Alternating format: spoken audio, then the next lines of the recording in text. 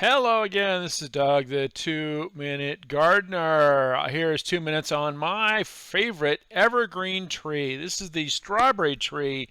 Wonderful, tough shade tree. Really great for putting shade in tough spaces.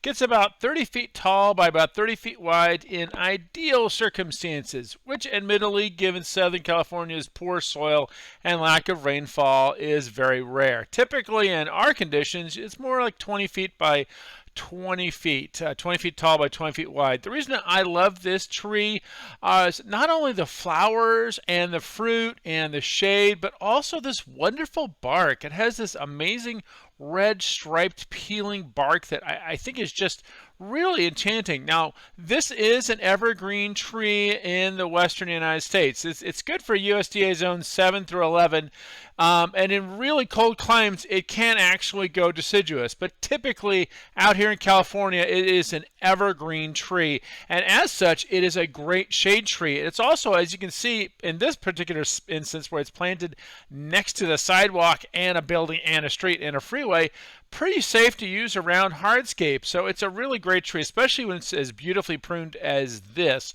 But one of the nice things that I really like about it are the flowers and the fruit. So let's talk about the flowers and the fruit. So this is Arbutus Unedo, which has the white flowers, and that's the original strawberry tree. And by the way, if you don't prune it into a tree, it will become more of a multi-stemmed shrub, which is kind of cool also. And then here's marina. Marina has the pink flowers and tends to be more upright. You can get it as a multi-stem trunk, but marina looks best as a true tree.